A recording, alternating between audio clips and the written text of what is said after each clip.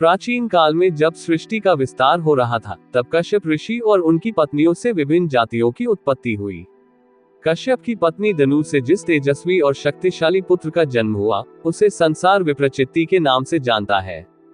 विप्रचित्ति केवल एक असुर नहीं था, वह दानवों का वह स्तंभ था जिसके कंधों पर असुरों की सत्ता टिकी थी। जहां अन्य दैत्य केवल क्रोध और ध्वंस पर विश्वास करते थे, विप्रचित्ति ने बल के साथ बुद्धि और रणनीति का मेल किया। विप्रचित्ति कद काठी में किसी पर्वत के समान विशाल था। उसकी भुजाएं फौलाद जैसी थी और उसकी आंखों में वह तेज था जिसे साधारण मनुष्य या गंधर्व सहन नहीं कर सकते थे। दैत्य गुरु शुक्राचार्य ने विप्रचित्ति की प्रतिभा को पहचान लिया था। उन्होंने उसे केवल अस्त्र शस्त्र की शिक्षा नहीं दी, बल्कि उसे नीति शास्त्र और मायावी युद्धकला में भी निपुण बनाया। विप्रचित्ति ने ये सीखा कि युद्ध केवल मैदान में नहीं जीता जाता, बल्कि शत्रु के मनोबल को तोड़कर भी जीता जाता है। वह देवताओं की कमजोरियों को जानता था और यही कारण था कि वह दानव सेना का स्वाभाविक सेनापति बना। पुराणों के अनुसार विप्रचित्ति का सबसे बड़ा उद्देश्य अपने दानवों को उनका खोया हुआ सम्मान वापस दिलाना था। वह मानता था कि संसार के संसाधनों पर देवताओं का एकाधिकार अन्यायपूर्ण है। इसी विचार के साथ उसने असुरों की एक विशाल सेना तैयार की। जब विप्रचित्ति ने स्वर्ग पर आक्रमण किया, तो पूरा ब्रह्मांड थर्रा उठा। उसने सिंह की गर्जना करते हुए इंद्र के ऐरावत हाथी को रोक दिया। कहा जाता है कि विप्रचित्ति ने अपनी गदा के एक प्रहार से वज्र की शक्ति को भी चुनौती दी थी। इस युद्ध में उसने देवताओं के सेनापति कार्तिकेय के व्यूह को छिन्न भिन्न कर दिया। विप्रचित्ति की रणनीति इतनी सटीक थी कि उसने देवताओं की भोजन और ऊर्जा के स्रोत काट दी। परिणाम स्वरूप इंद्र को अपनी राजधानी अमरावती छोड़कर भागना पड़ा। विप्रचित्ति ने स्वर्ग के सिंहासन पर अधिकार कर लिया, लेकिन उसने वहां केवल भोग विलास नहीं किया, बल्कि दानव साम्राज्य की व्यवस्था को सुधारा। विप्रचित्ति का विवाह सिन्हिका, जो हिरण्यकशिपु की बहन थी, से हुआ था। उनके कई पुत्र हुए, जिनमें पुलोमा सबसे अधिक शक्तिशाली और क्रूर निकला। विप्रचित्ति को अपने पुत्र की शक्ति पर अटूट विश्वास था। वह सोचता था कि अब उसका वंश अमर है और उसे त्रिदेवों के अलावा कोई पराजित नहीं कर सकता।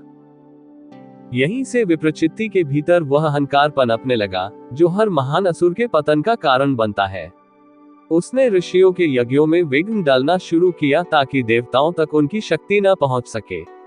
उसने ये नियम बना दिया कि पृथ्वी पर होने वाली हर पूजा केवल असुर सम्राट के नाम पर होगी। विप्रचित्ति के बढ़ते प्रभाव से चिंतित होकर सभी देवता भगवान विष्णु की शरण में गए। विप्रचित्ति का बल इतना अधिक था कि उसे सीधे युद्ध में हराना लगभग असंभव प्रतीत हो रहा था। इन्हीं कालखंडों में विप्रचित्ति ने अपने भाइयों और असुरराज बलि के साथ मिलकर समुद्र मंथन की योजना में भी महत्वपूर्ण भूमिका निभाई। हालांकि विप्रचित्ति स्वयं अमृत पाना चाहता था, लेकिन भगवान विष्णु की मोहिनी माया ने असुरों को भ्रमित कर दिया। जब विप्रचित्ति के पुत्र स्वरभानु ने रूप बदलकर छल से अमृत पान कर लिया और भगवान विष्णु ने सुदर्शन चक्र से उसका मस्तक काट दिया, तब विप्रचित्ति का क्रोध 7वें आसमान पर पहुंच गया।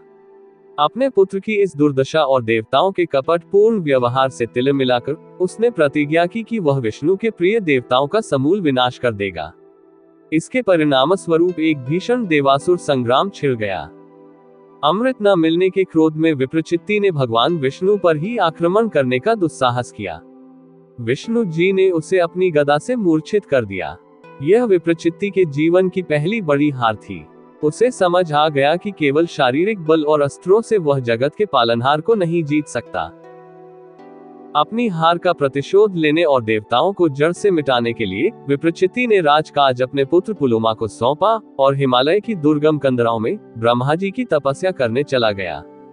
उसने हजारों वर्षों तक पैर के अंगूठे पर खड़े होकर तप किया। उसके तप की ऊष्मा से तीनों लोग जलने लगे। हिमालय की कंदराओं में विप्रचित्ति की तपस्या इतनी कठोर थी कि उसके शरीर के चारों ओर चींटियों ने बांबी बना ली थी। अंततः जगत पिता ब्रह्मा प्रकट हुए। उनकी आभा से पर्वत चमक उठे।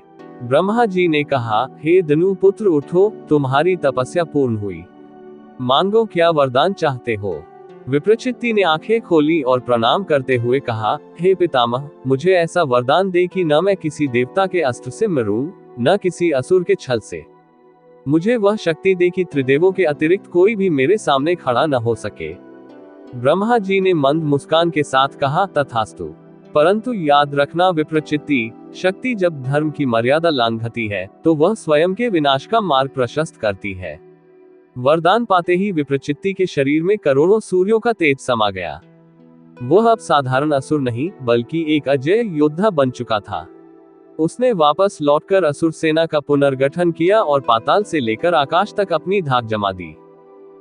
विप्रचित्ति तपस्या में व्यस्त था, तब उसका पुत्र पुलोमा सत्ता के मद में अंधा हो चुका था। पुलोमा अपने पिता से भी अधिक क्रूर था।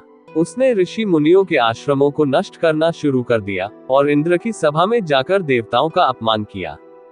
एक बार पिता की अनुपस्थिति में पुलोमा सत्ता के मद में अंधा हो गया। यद्यपि स्वर्ग असुरों के अधीन था, लेकिन पुलोमा देवताओं के अस्तित्व को ही मिटा देना चाहता था। जब उसे ज्ञात हुआ कि इंद्र स्वर्ग में मौजूद नहीं है, तो उसने अपनी क्रूरता और वर्चस्व सिद्ध करने के लिए देवताओं पर पुनः भीषण हमला बोल दिया। उसका उद्देश्य केवल शासन करना नहीं, बल्कि इंद्र की शक्ति को जड़ से उखाड़ फेंकना था। इस बार इंद्र ने भागने के बजाय युद्ध का मार्ग चुना। पुलोमा ने अपनी मायावी शक्तियों का जाल बिछाया, लेकिन इंद्र ने महर्षि दधीची की हड्डियों से बने अमोघ अस्त्र वज्र का संधान किया। वज्र की दिव्य ऊर्जा के सामने पुलोमा की आसुरी माया छिन्न भिन्न हो गई और पलक झपकते ही उसका मस्तक धड़ से अलग हो गया। पुलोमा के इसी अंत ने तपस्या में लीन विप्रचित्ति को प्रतिशोध की अग्नि में झोंक दिया, जिससे देवासुर संग्राम का सबसे भयानक अध्याय शुरू हुआ।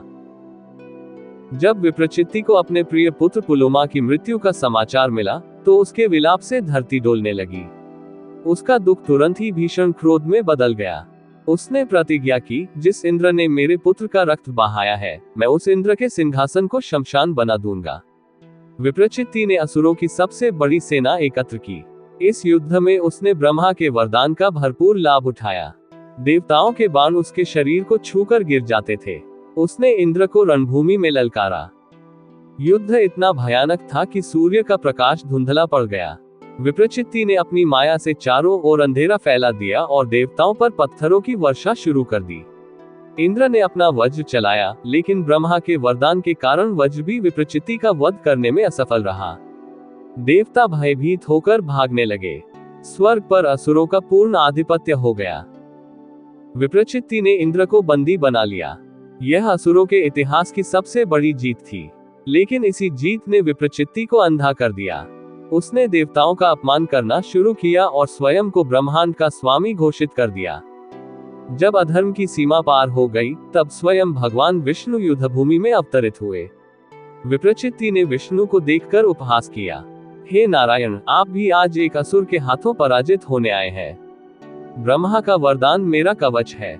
विष्णु जी ने शांत स्वर में कहा, विप्रचित्ति, वरदान शरीर की रक्षा करता है, आत्मा की नहीं।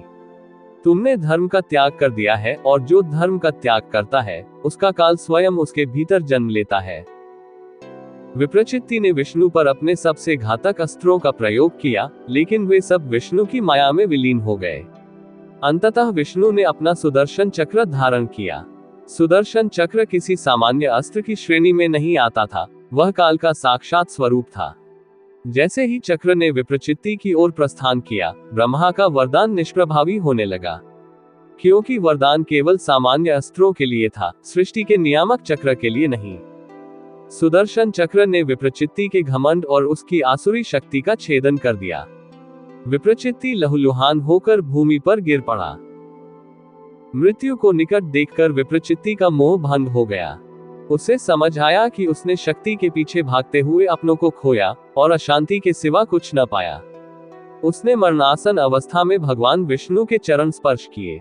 विष्णु जी ने अपनी करुणा दिखाए और कहा, हे विप्रचित्ति, तू वीर है, लेकिन तेरा मार्ग गलत था।